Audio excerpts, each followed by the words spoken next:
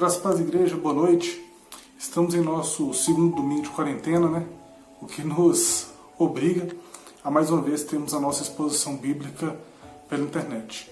O que mais importa nesse momento realmente é sermos fiéis à palavra de Deus, como sempre temos tentado ser, e de tal forma que você venha a ser edificado, que você venha a crescer, que você venha a ser cada vez mais parecido com o Senhor Jesus. Esse é o objetivo da pregação. A pregação é o objetivo de nos conduzir para um caráter cada vez mais próximo de Cristo. O nosso texto bíblico de hoje se encontra em Tito, tá bem?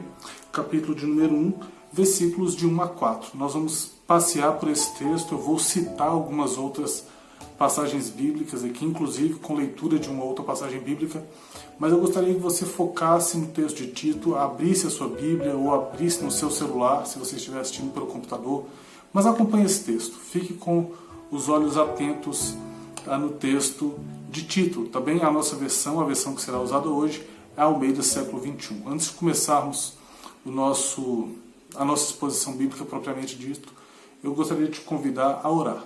Então, feche seus olhos, vamos falar com Deus por alguns instantes, para que Ele venha a aplicar nos nossos corações as verdades da Sua palavra. Pai bendito, graças te damos, Senhor, te louvamos, Pai, te bendizemos pelo teu cuidado, Pai. Muito obrigado, Senhor, por todos esses momentos que temos passado, Pai. O Senhor conhece todas as coisas, o Senhor conduz todas as coisas. É o Senhor mesmo, Pai, que faz cada evento que ocorre nesse mundo, Pai. Muito obrigado porque sabemos que o Senhor nunca perdeu o controle de nada. E apesar das dores e sofrimentos que temos passado, o Senhor continua soberano sobre a história da humanidade. Continue cuidando de nós, ó Pai, que o Senhor venha falar aos nossos corações nessa noite, que o Senhor use mais uma vez a Tua Santa Palavra e a condução do Teu Santo Espírito para falar nos nossos corações. Perdoa, Pai, nossas falhas, pecados, perdoa, Pai, os meus pecados, as minhas falhas, os meus tropeços, Pai, as minhas inúmeras indignidades diante de Ti, Deus. Eu quero Te pedir que o Senhor venha falar aos nossos corações. Fala, Pai, ao meu coração, como o Senhor tem falado através dessa passagem, e venha falar também aos corações dos meus irmãos e amigos que nos ouvem essa noite. Que o Senhor esteja conosco e que o Senhor em breve, Pai, muito em breve mesmo, possa restaurar a nós a possibilidade de Te adorarmos em comunidade. Te agradecemos por tudo quanto tens feito. Essa é a nossa oração, em nome de Jesus. Amém. Irmãos, o texto, Tito, capítulo 1, versículos de 1 a 4. Vamos à leitura? Paulo, servo de Deus e apóstolo de Jesus Cristo, para conduzir os eleitos de Deus à fé e ao pleno conhecimento da verdade que leva à piedade, ou que leva para a piedade, na esperança da vida eterna, a qual Deus, que não pode mentir, prometeu antes dos tempos eternos. E no tempo próprio manifestou a sua palavra, mediante a pregação que me foi confiada, segundo a ordem de Deus, nosso Salvador. A Tito, meu verdadeiro filho na fé, que nos é comum. Graça e paz da parte de Deus Pai e de Cristo Jesus, o nosso Salvador. Palavra de Deus para nós nessa noite. Irmãos, a carta de Tito foi escrita pelo apóstolo Paulo, a própria introdução fala isso, e não há divergências na história da igreja com relação à autoria paulina da carta. Ela foi escrita ali por volta do ano 62 depois de Cristo, e Paulo escreve para um aprendiz seu, para um companheiro de viagem dele, alguém que ele realmente gostava muito. Tito foi um grande colaborador de Paulo, representou Paulo na região da Dalmácia, e nesse momento aqui era o pastor da igreja na cidade de Creta, na ilha, né, de Creta, tá bom? Tito, a gente sabe pouquíssimas coisas dele através da Escritura. Uma das coisas que a gente infere através da leitura é que Tito não era um judeu, porque ele não era circuncidado. A gente encontra isso lá no livro de Gálatas, capítulo de número 2, versículo de 1 a 3, quando o pessoal queria circuncidar Tito, e Paulo não aceita que isso seja feito, tá bom? Então, Tito, ele não era judeu, muito provavelmente não era judeu, tá bem? E era um grandíssimo colaborador do apóstolo Paulo. E Tito estava pastoreando num lugar difícil. É interessante porque Paulo escreve a Timóteo, que é um pastor jovem que está tendo problemas em uma igreja, e ele escreve a Tito também, que é um pastor que está tendo problemas em outra igreja. E é muito interessante isso, porque quando lemos as cartas pastorais, percebemos que pastores têm problemas. Pastores têm problemas porque pessoas são difíceis, assim como pastores são difíceis. Todos somos pecadores. Um retrato muito vívido da situação que Tito encontrava em Creta se encontra no versículo 12 do nosso capítulo 1. Paulo dá um apanhado geral de como é que é o caráter dos cretenses, e ele parte de um escritor da própria ilha. Leia comigo, versículo 12. Um dos seus próprios profetas disse: os cretenses são sempre mentirosos, animais ferozes, glutões preguiçosos. Que retrato! Que lugar para você plantar a igreja. Você vai plantar a igreja, você vai começar um trabalho, você vai assumir um trabalho onde as pessoas são mentirosas, são selvagens, são preguiçosas. É o pior lugar para você começar uma igreja. Assim como a gente vê o início de outras igrejas na palavra de Deus, são difíceis. Mas o que torna difícil esse início de trabalho? O que torna difícil a condução de um grupo de pessoas? É justamente a mentalidade de grupo que o ser humano tem. Quando a gente olha a mentalidade de grupo, e isso é muito estudado na psicologia e também na criminalística, é o quê? É aquilo que você faz quando você está em grupo. Isso é mentalidade de grupo. É aquilo que você só faz quando você está em grupo. Por exemplo, a gente vê depredações de estádios de futebol. A pessoa, se ela estiver sozinha, ela não quebraria um estádio. Mas como ela está no meio da torcida, ela acha que ela pode fazer aquilo porque ela está num grupo e ela se identifica com o grupo. E a pessoa acaba agindo dessa forma. A gente vê isso também na igreja. Nós temos um comportamento de grupo muito característico dos evangélicos. Quando a gente está na igreja, o dirigente fala: vamos levantar nossa voz em oração, e a gente ora. O dirigente fala: vamos ficar de pé para adorarmos. A gente fica de pé, e o líder de louvor começa a cantar e a gente vai junto cantando. Acabamos de cantar, a gente senta, vai entregar o dízimo e oferta, a gente entrega. Algo que é muito interessante, que eu já ouvi algumas pessoas falando, é que quando vai entregar o dízimo e oferta, a pessoa espera alguém ir primeiro. Normalmente as pessoas não gostam de ser o primeiro a entregar o dízimo e oferta. Isso é comportamento de grupo, a gente vai pela onda. Outra característica do comportamento de grupo enquanto igreja é que nós sentamos para ouvir a mesma pregação todos os domingos, domingo após domingo. Um pregador sobe ao púlpito, seja o pastor ou um outro pregador, e nós vamos ouvindo a mensagem domingo após domingo. Isso é identidade de grupo.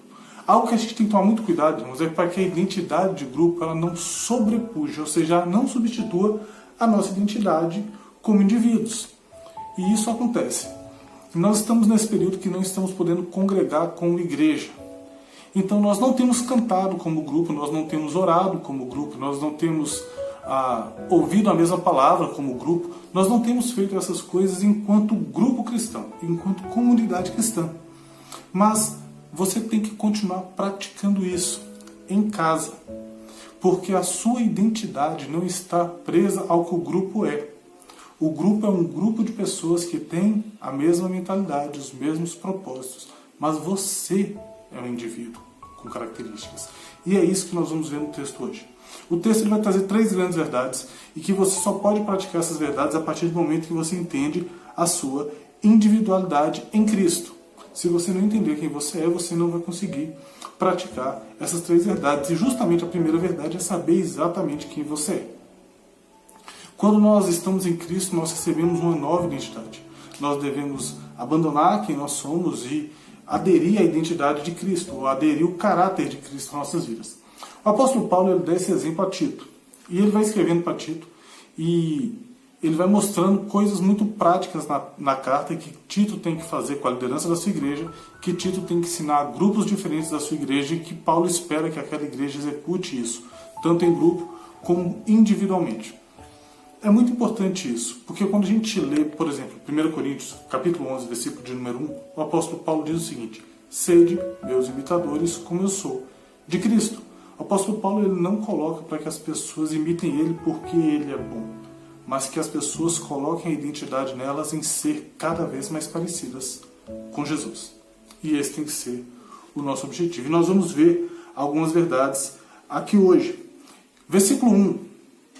A parte A do versículo, ela traz as grandes primeiras verdades que nós vamos aprender. E a primeira verdade é quem você é.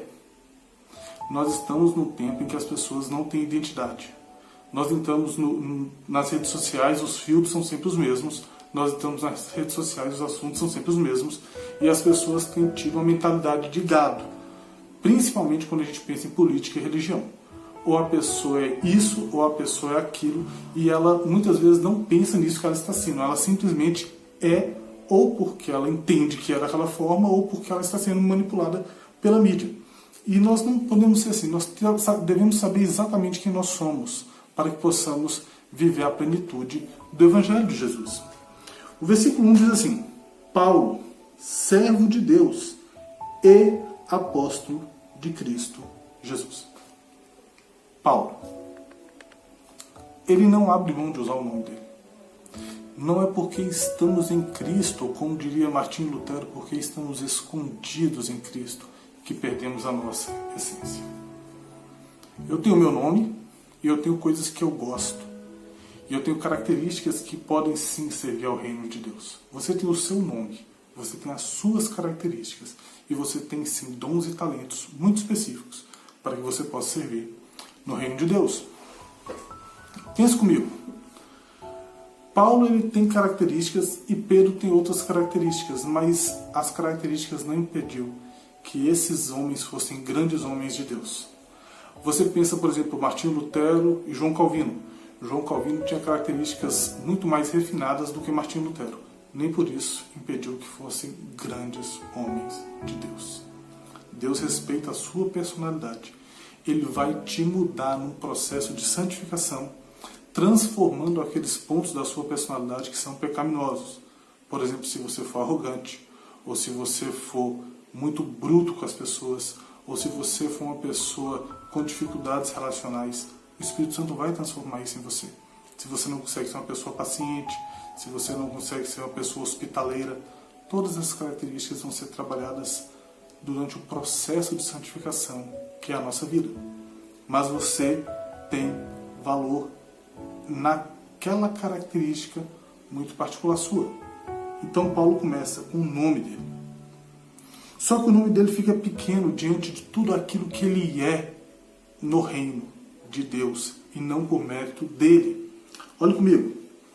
Paulo, servo de Deus.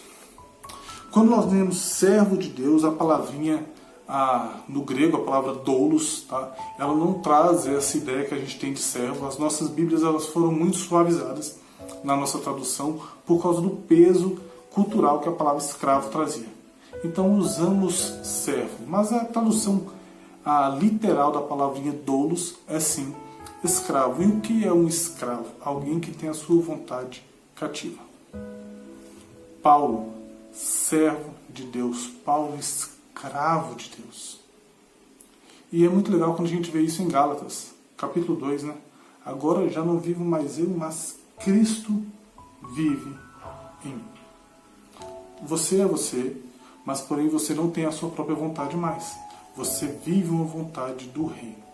Você vive a vontade de Deus para a sua vida. E isso é importante a partir do momento que você encontra Cristo, viver essa vontade. Porque ao lermos o testemunho das Escrituras, nós entendemos que a vontade de Deus ela é boa, ela é perfeita e ela é agradável. E é isso que Ele quer para as nossas vidas. Uma vida de obediência a Ele. O Martinho Lutero tem um livro fantástico chamado Nascido Escravo, em que ele trabalha justamente a ideia da nossa vontade ser cativa à vontade de Deus, ou seja, nós anularmos quem nós somos para que Deus exerça os seus propósitos em nossas vidas. Você tem que entender essa sua identidade, entender quem você é em Deus. Então, primeiramente, você é você mesmo. Você não perde a sua identidade quando você encontra com Cristo. Você não deixa de ser a pessoa importante que você é sobre essa terra e não perde as suas características boas que serão utilizadas na expansão do reino. Segunda coisa, você é alguém que tem a mentalidade presa em Cristo. E você tem que tentar falar como João Batista disse, é importante que ele cresça e eu diminua. E a gente continua caminhando pelo texto. Paulo, escravo de Deus, apóstolo de Jesus Cristo. Irmãos, nós somos apóstolos, não no sentido dos 12. Eu já ouvi uns pregadores falando, né, que apóstolo bom é apóstolo morto, quando a gente pensa que os verdadeiros apóstolos se encerraram com a morte de João. Mas apóstolo é aquele sentido de alguém que é enviado por Cristo Jesus. Você e eu estamos em uma missão sobre a terra. Nós fomos enviados por Cristo. Jesus, ele nos tira desse mundo, ele nos transforma nele e ele nos devolve para este mundo. E a gente vê ele fazendo isso muitas vezes com seus discípulos durante o ministério terreno dele. Quando ele pegava aqueles homens, trazia para perto de si, ensinava a eles verdades eternas, colocava neles os princípios do reino, equipava eles para a missão e então os enviava. E eles podiam sempre voltar onde encontrariam um porto seguro em Cristo. Nós somos assim. Nós estávamos perdidos nesse mundo. Ele nos tirou do lamaçal do pecado. Ele nos firmou na rocha que é o próprio Cristo. Ele nos enche de capacitação para o reino. Ele nos ensina. Ele nos dá dons espirituais. Ele nos dá todo o equipamento necessário para que então façamos conhecidos sobre a terra como enviados dele. E nessa missão de irmos como enviados de Cristo Jesus sobre a terra, nós iremos nos machucar muitas vezes. Mas assim como os discípulos podiam voltar a Cristo, muitas vezes tristes, muitas vezes exultantes, mestre, até os demônios se submetem a nós. Nós podemos voltar a Cristo a qualquer momento, sabendo que Ele nos aguarda para nos abraçar, nos curar, nos consolar das feridas, mais uma vez nos encher, mais uma vez nos capacitar, mais uma vez nos confortar, e então nós prosseguimos como enviados de Cristo, que é o sentido original da palavra apóstolo, alguém que é enviado, um embaixador de Cristo sobre a face da terra. Então a gente tem essa primeira grande parte. Quem você é? Você é um indivíduo salvo em Cristo, você é um escravo de Deus, alguém da vontade cativa, você é um apóstolo no sentido de alguém que é enviado por Deus com uma missão muito clara, saber quem você é e a sua missão no reino. Irmãos, a gente tem visto muitas e muitas pessoas com problemas nas nossas igrejas, pessoas sofrendo de verdade nas nossas igrejas, porque elas não conseguiram entender ainda quem elas são em Jesus. Eu não estou pregando aqui uma vida de vitória, como a gente está acostumado a ver nos pregadores da prosperidade. Mas estou falando uma vida de caminhada com Cristo. Entender quem você era e quem você é hoje. Isso tem se perdido. E parece que quando a gente fica sozinho, que a gente não tem mais aquela comunhão da igreja, a gente não tem mais aquele culto de domingo de manhã, aquele culto de domingo à noite, aquelas reuniões de orações, parece que essa identidade vai se esvaindo se nós não nos pautarmos totalmente na palavra. Nós tenderemos a nos afastar disso aqui e vivermos uma vida medíocre. Esse afastamento social que estamos vivendo, irmãos, é uma grande oportunidade de revermos quem nós somos e revermos o quão eu consigo viver o meu cristianismo e quão profundo consigo vivê-lo sem a comunhão da igreja, sem a comunhão física e local da igreja. Estamos tendo comunhão online, não é a mesma coisa. A gente sabe que não é a mesma coisa, a gente sente falta. A gente sente falta de uma ceia, a gente sente falta de um abraço, a gente sente falta de participar de um evento no salão social da igreja após o culto. Nós sentimos falta disso. Mas mantenha o seu caráter pautado em Cristo. Nós temos visto pessoas sofrendo porque ainda não entenderam a obra de Cristo na vida dela. E quem a obra de Cristo o torna para o reino de Cristo sobre a terra. Se você não entende quem você é, você não pode trabalhar a nossa segunda grande verdade. Primeira grande verdade, quem você é. Segunda grande verdade, qual é a sua missão? Tito, capítulo 1, a parte B do versículo 1 até o versículo 3. para conduzir os eleitos de Deus à fé e ao pleno conhecimento da verdade, que leva à piedade, na esperança da vida eterna, a qual Deus, que não pode mentir, prometeu antes dos tempos, e no tempo próprio manifestou a sua palavra por meio da pregação que me foi confiada, segundo a ordem de Deus, o nosso Salvador. A nossa primeira missão é promover, conduzir, fortalecer a fé dos santos. Conduzir os eleitos de Deus à fé. Você está ouvindo essa mensagem essa noite. Você deve estar ouvindo outras mensagens durante a semana. Você deve ter lido reflexões. Tudo isso são pessoas cumprindo a missão primordial dos crentes enquanto igreja. Conduzir outros para cada vez mais perto de Deus. Conduzir os eleitos de Deus para a fé. Ou seja, fortalecer a fé dos crentes. Nós estamos num período de distanciamento e quando a gente fica sem um comportamento de grupo, quando a gente fica sozinho, a gente tende a esmorecer. Mas você tem instrumentos para se aproximar de Deus. Existem pessoas que estão realmente dedicando tempo e recursos para que você possa se aproximar de Jesus cada vez mais. No último domingo a gente viu realmente uma gama de diversos pregadores, variados tipos de teologias desesperados. Porque o que eles pregaram a vida inteira não está dando certo agora. O que eles ensinaram a vida inteira não está funcionando. Aquela teologia de que você é cabeça e você nunca será cauda, ela não está funcionando, porque você está preso dentro da sua casa. Se você sair, você vai ficar doente. Aquela teologia de que você é tão valioso, ou até mais valioso do que o próprio Deus, mais justo do que o próprio Deus, essa teologia cai por terra quando você pensa que se você pegar uma enfermidade hoje, você vai morrer. E provavelmente você vai para um hospital e não haverá nenhum respirador para você. Essas teologias caíram por terra. Mas quando a gente vai na internet, a gente viu vários pastores simples, homens cheios de Deus, gastando tempo, dedicando a vida para edificar os santos na palavra.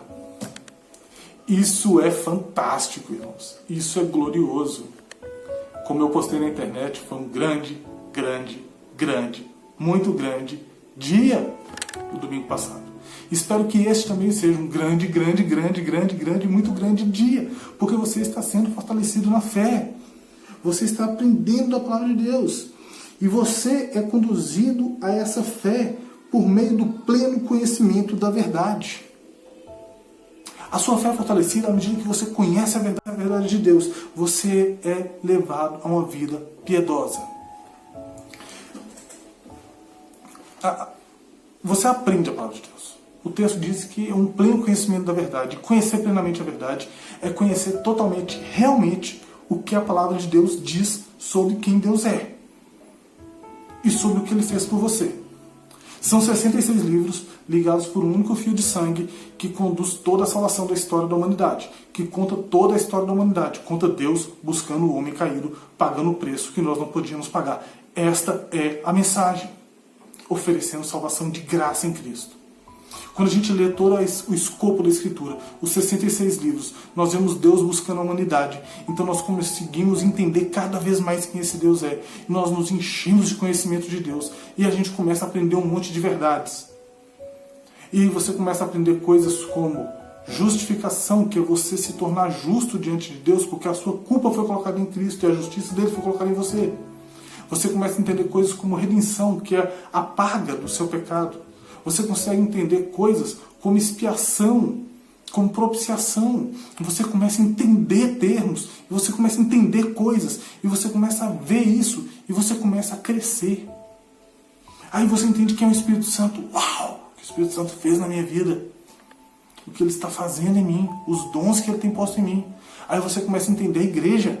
Quem é a igreja? O que é a igreja? O valor da igreja. Os oficiais da igreja. Quais são as ordenanças da igreja, Por que nós batizamos dessa forma? Por que nós ceamos dessa forma? Você começa a crescer. Só que não pode acontecer o quê, irmãos? Vocês pegarem toda essa bagagem de conhecimento, tudo isso que vocês aprenderam, e se tornarem, com muitas aspas aqui, muitas aspas, teólogos. Eu tenho que entender que Deus é um Deus imutável, mas essa imutabilidade de Deus não pode ser para mim apenas um conceito teológico, mas tem que ser uma rocha onde eu fundamento a minha fé, sabendo que aquilo que Ele prometeu ontem, Ele há de cumprir na eternidade. Eu tenho que me fundamentar no amor, conhecer o amor de Deus, entender o amor de Deus, não apenas como um termo teológico, mas entender esse amor como um amor que é manifesto no ato de enviar o seu Filho para pagar o preço que eu não poderia pagar.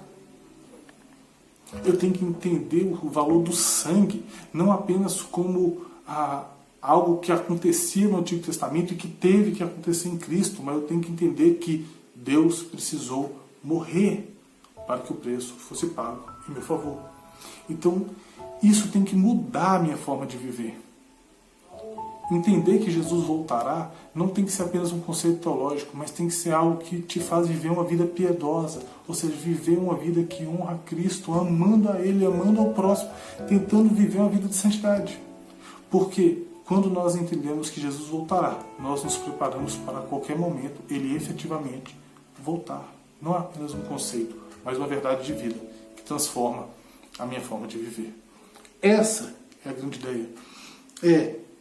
A nossa missão é conduzir os eleitos de Deus à fé, pleno conhecimento da verdade, ou seja, conhecer totalmente essa verdade, mas não apenas para que ela seja uma verdade teórica, mas uma verdade que nos leva a uma piedade. Tá bem?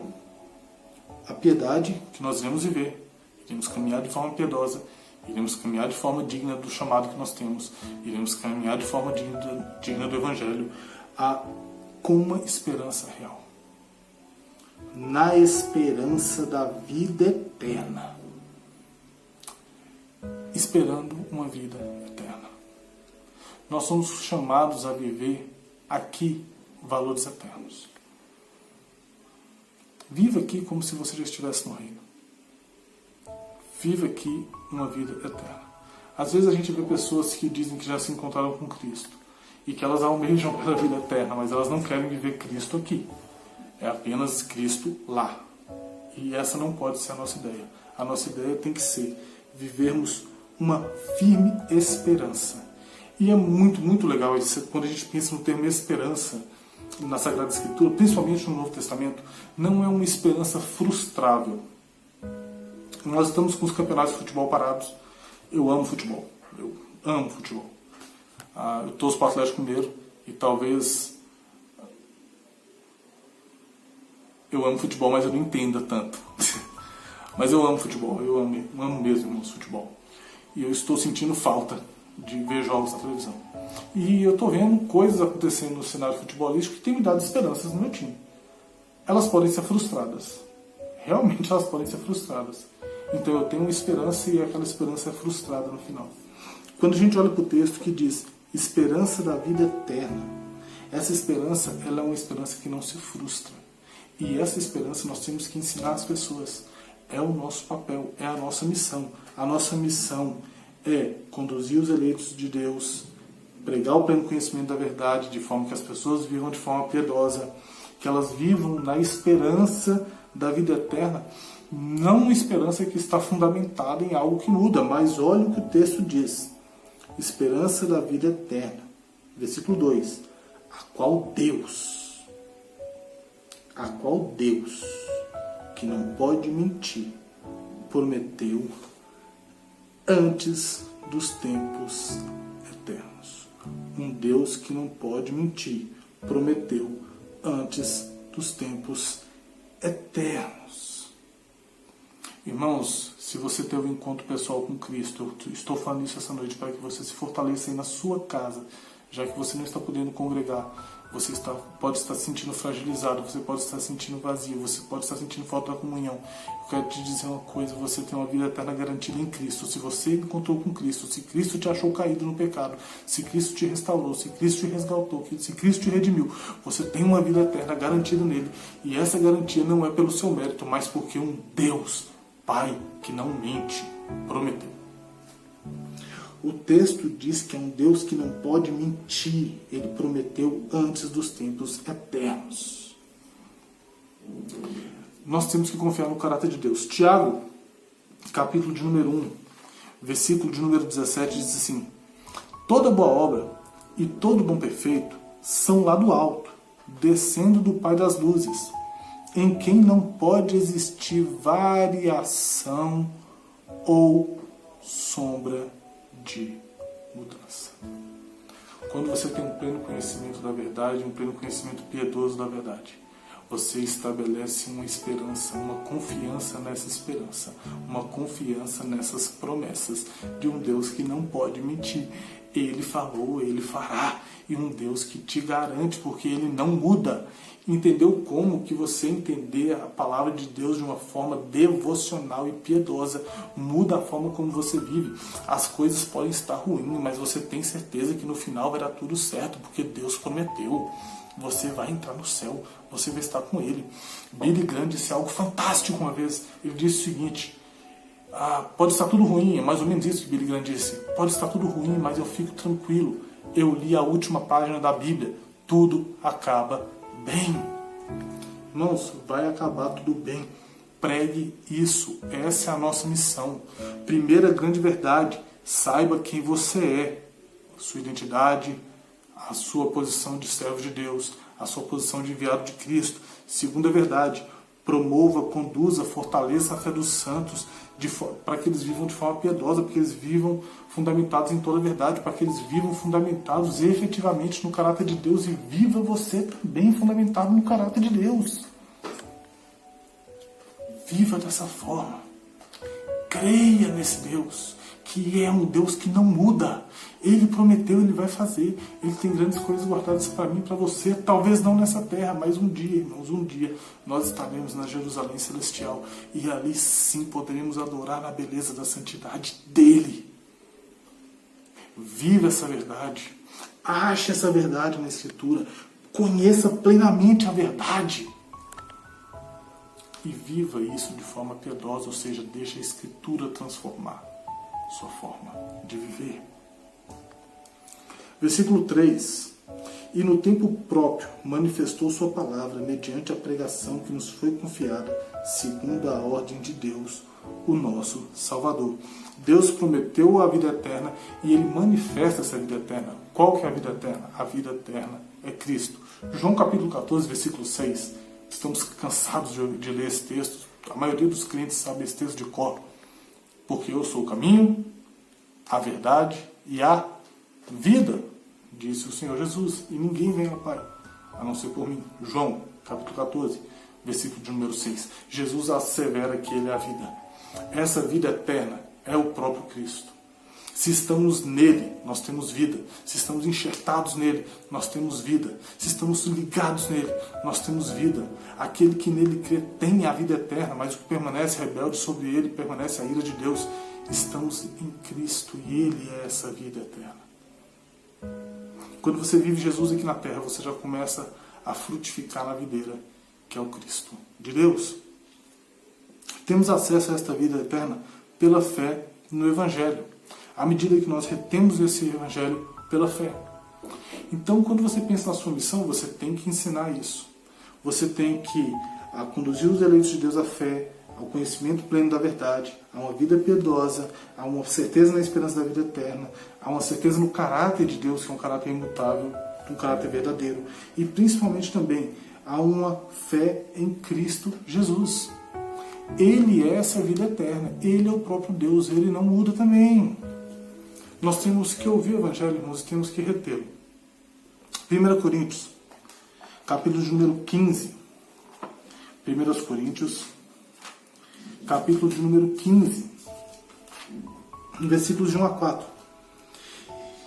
Irmãos, lembre-vos do Evangelho que vos anunciei, o qual também recebeste e no quais estáis firmes. O próprio apóstolo Paulo, o mesmo apóstolo Paulo, escrevendo aqui aos Coríntios. Vocês ouviram o Evangelho. Espero que vocês sejam firmes neles.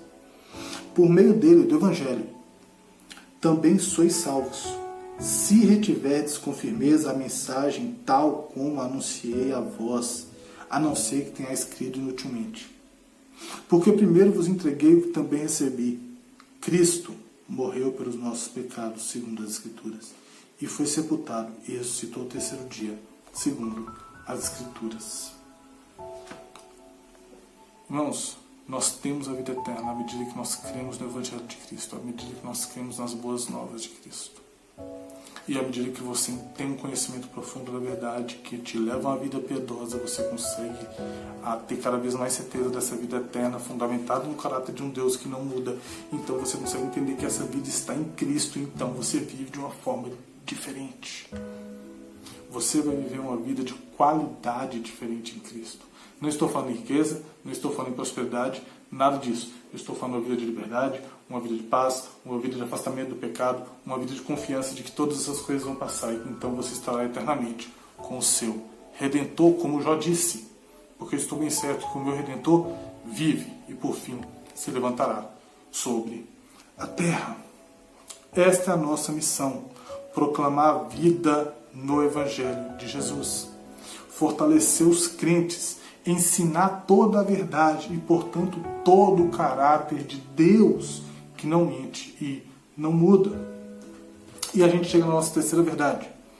Terceira verdade, versículo de número 4. Primeira verdade, quem você é. Segunda verdade, a missão sua sobre a terra. Apresentar Cristo e levar os crentes a uma vida piedosa. E a quarta missão, não é levar os crentes a uma vida piedosa, mas incentivá-los a uma vida piedosa também, irmãos. Para deixar isso bem claro aqui, quem nos leva a essa vida de piedade é a ação do Espírito Santo. Versículo 4. A Tito, meu verdadeiro filho, na fé que nos é comum, graça e paz da parte de Deus, Pai, de Cristo Jesus, nosso Salvador. Quem você é? Qual a sua missão? E agora, em tempos de quarentena, em tempos de ficar em casa, quem é o outro para você? Quem são as pessoas para você? Tito, meu verdadeiro filho na fé. Você consegue ver as pessoas que você cuida como realmente filhos na fé? Como alguém que você tem que trabalhar para que o caráter de Cristo seja moldado neles? Pessoas que você tira dúvidas bíblicas, pessoas que estudam a Escritura com você, pessoas com quais você aprende sobre Jesus, pessoas com as quais você juntos conseguem ficar extasiados, admirados com quem Cristo é. Eu tenho um filho, Benjamin. A gente assiste filmes juntos, a gente lê livros juntos, a gente joga jogos juntos e a gente muitas vezes temos o privilégio de ficarmos admirados com as coisas que nós vemos, admirados com o que Cristo faz. Mas a gente se admira. Olha, pai, que legal. Olha, meu filho, que legal. Você tem alguém que você faz isso? Você consegue, como Paulo, amar alguém como se filho fosse? Meu verdadeiro filho na fé. Eu te amo, Tito. Eu te amo como filho. Saiba quem você é, saiba quem a missão é e saiba quem as pessoas são. As pessoas são alvo de amor. Tem que ser alvo do nosso amor. E amor, irmãos, nem sempre é falar o que a pessoa quer ouvir. Amor nem sempre é adular. Amor nem sempre é passar o pano. Amor muitas vezes é confrontar. Cara, você está errado. Cara, eu te amo, eu não quero que você vá por esse caminho, que você vai se dar mal por aí. Isso é amar verdadeiramente. Será que você tem amado as pessoas como um verdadeiro filho na fé? Paulo amava Tito e ele fala, olha, cuidado com os cretenses, que eles são o quê? Mentirosos, animais ferozes, glutões preguiçosos, cuidado com essa igreja. Tito, eu te amo, não quero que você estabeleça uma liderança do jeito que você quiser, estabeleça uma liderança como eu estou te falando, é o melhor. Tito, eu te amo, eu quero que os seus homens da igreja sejam assim, que as suas mulheres da igreja sejam assim, que os escravos sejam assim, que os velhos sejam assim, que as velhas sejam assim. Tito, eu te amo. Tito, eu te amo. Eu vou te mostrar como é a melhor forma, Tito. Porque eu quero que você se dê bem. Não vou te deixar estabelecer uma liderança de qualquer forma para depois você sofrer. Eu te amo, eu vou te corrigir.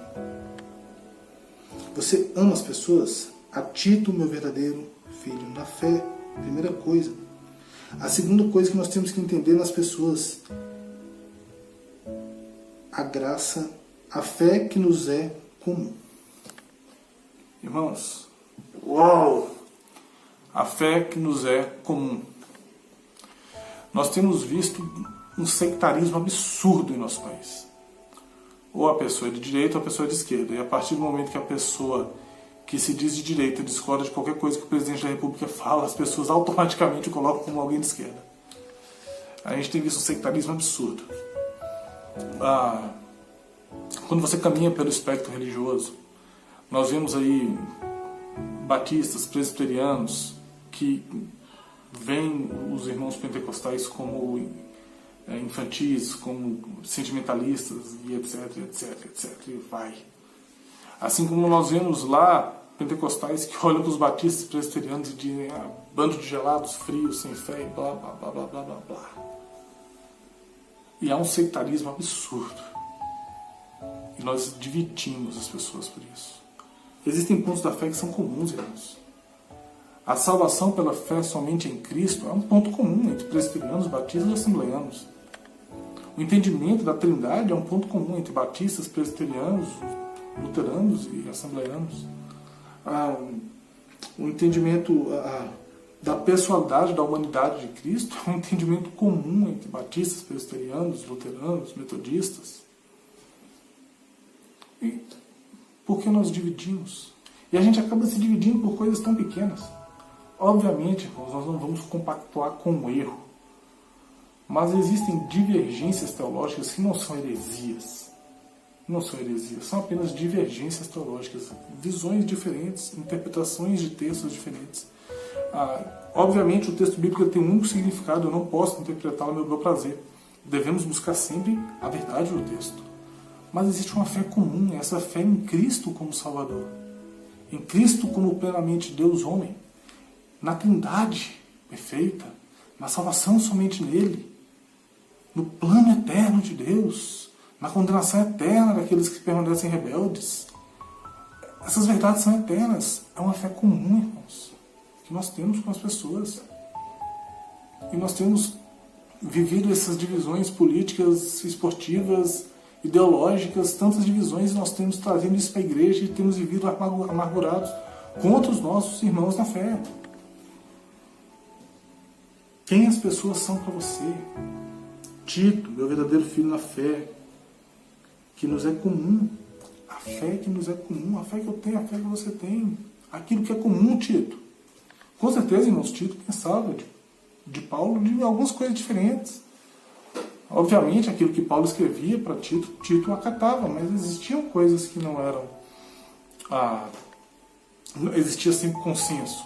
Paulo teve os seus desconsensos, os seus desentendimentos com outros homens de Deus também, assim como Pedro, Barnabé. Existem divergências, mas existe um cerne, um coração, e a gente tem que focar nisso. As pessoas são alvo do amor, as pessoas elas são alvos de união pela fé comum, e as pessoas são alvos da graça. A Tito, meu verdadeiro filho, na fé que nos é comum. Graça e paz da parte de Deus Pai e de Cristo Jesus, o nosso Salvador. Ame as pessoas. Reconheça os pontos comuns da fé com os outros irmãos fiéis em Cristo, tá bem? Fiéis em Cristo. E por fim, deseje que as pessoas tenham a graça e a paz. As pessoas são alvos da graça. A graça de Deus é algo derramado em favor da humanidade. Também Deus é um Deus gracioso. Também Ele nos dá aquilo que nós não merecíamos. Nós merecíamos condenação eterna. Como vários teólogos dizem, na nossa salvação, o único item que nós entramos foi com o nosso pecado. Mas Deus, Ele é gracioso. E Ele nos oferece não somente graça, mas Ele nos oferece paz. Paz que, assim como a vida eterna, só há em Cristo. Romanos capítulo 5, versículo de número 1, diz assim: justificados, pois, mediante a fé, temos paz com Deus, por meio do nosso Senhor e Salvador, Jesus Cristo. Ame as pessoas. Com relação aos crentes fiéis, Entenda a fé, os pontos comuns da fé. E deseje que realmente as pessoas encontrem a graça, realmente as pessoas encontrem a paz que somente Cristo pode dar. Desejem que as pessoas encontrem Cristo. Nele há a verdadeira paz. E não tem coronavírus. E não tem H1N1.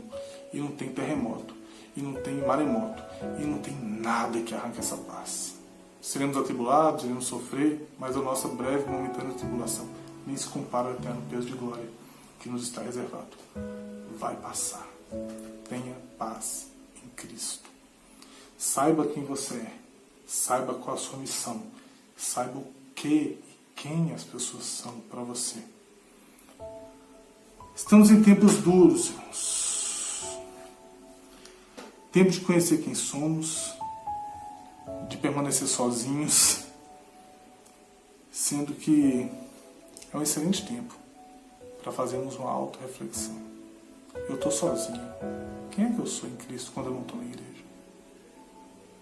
Quem é que eu sou em Cristo quando nada mais é igual era? Como é que eu posso cumprir a missão de Jesus? De fortalecer os crentes, fazer Cristo conhecido, proclamar a vida eterna, conduzir ao conhecimento da verdade, à piedade, quando eu não posso estar com as pessoas que eu amo. Entenda a missão e entenda quem o outro é. Tempo de quarentena. Fique em casa, repense quem você é.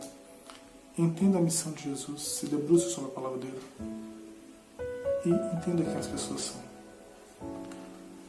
Entenda que as pessoas são amando-as, entendendo elas como alvo da graça, entendendo os seus irmãos em Cristo, que nesse momento também não estão congregando, como pessoas que têm uma fé comum contigo.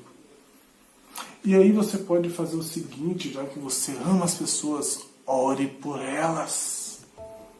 Não está para dar junto? Ora. Não está para dar junto? Manda uma mensagem no WhatsApp. Manda um áudio, liga. Demonstra amor, irmãos. Irmão, tenho orado por ti. Irmão, olha esse versículo, eu queria compartilhar contigo. Falou ao meu coração. Mostre quem as pessoas são para você agora, enquanto você não pode estar com elas. Mas isso vai passar. Isso vai passar. E quando passar, mostre que você ama as pessoas à medida que você vai a elas e apresenta a graça, apresenta a paz que é em Cristo, apresenta a vida eterna que é em Cristo e faça Cristo conhecido. Dê às pessoas o pleno conhecimento da verdade. Apresente esse livro, 66 livros juntos, com um escopo único de um Deus que busca a humanidade caída. Chegamos ao nosso final. Deus te abençoe de uma forma muito, muito, muito especial mesmo. Vamos estar orando para que acabe isso logo. Eu estou angustiado mesmo, porque eu quero muito estar com a minha igreja, eu quero muito abraçar as pessoas novamente. Eu sinto falta demais do chá da comunhão na minha igreja. Eu sinto falta demais de sentar ali no banco e ouvir o meu pastor pregando. Eu sinto muita falta de ouvir o grupo de louvor da minha igreja cantando. Já ouvi na pregação do domingo passado, pregação do pastor e louvor cantando, mas nada se compara a estar ao vivo. E aí sim, ter comportamento de grupo. Levanta, senta, ora, ouve a palavra. Que Deus nos abençoe e eu queria te convidar agora, encerrando a nossa reflexão, a fechar os seus olhos e que oremos mais uma vez. Senhor meu Deus, muito obrigado pela tua palavra, Pai. Muito obrigado pela vida do apóstolo Paulo, que orientou Tito, Pai. O apóstolo Paulo é um exemplo para Tito. O apóstolo Paulo é um exemplo para nós, Pai, de um homem que realmente amou a tua palavra e pregou o teu evangelho do reino. Pai Santo, muito obrigado, porque Paulo é Paulo, mas Paulo se entendia como escravo do Senhor e Paulo se entendia como mensageiro do Senhor. Que nós também possamos nos entender dessa forma, como quem nós somos, mas como escravos do Senhor e mensageiros, enviados do Senhor sobre esse mundo caído. Ó Pai, nos ensina, Pai, a nos fortalecer na fé uns aos outros, a nos afiarmos como ferro afia o ferro, Pai, no pleno conhecimento da Tua verdade. Não para que nos enchamos, não para que fiquemos gordos espiritualmente, não para que transbordemos de conhecimento, mas para que possamos viver de uma forma piedosa, servindo aos outros por meio da Tua palavra, Pai. Pai Santo, nos ajuda a entender plenamente a Tua palavra para podermos confiar cada vez mais no Teu caráter e na vida eterna que há em Cristo Jesus. Muito obrigado, Pai, porque sabemos que se crermos no Teu Evangelho, se retermos a Tua palavra, havemos sim, Deus, de estarmos contigo na eternidade. E por fim, ó Pai, nos ensina a amar, como o Senhor nos amou apesar dos nossos pecados. Nos ensina, ó Pai, a buscar pontos de união com os nossos irmãos, Pai, de outras denominações, e não vivermos esse sentimento amargoso de divisão. Ó Pai, nos ensina, Deus, a desejar graça, Pai, na vida das pessoas, a desejar, Pai, que elas tenham um pleno encontro, Pai, para que elas tenham paz contigo, por meio de Jesus Cristo, nosso único e suficiente Salvador. Seja conosco, Pai, nos abençoe. É o que te pedimos e agradecemos, no nome santo de Jesus. Amém.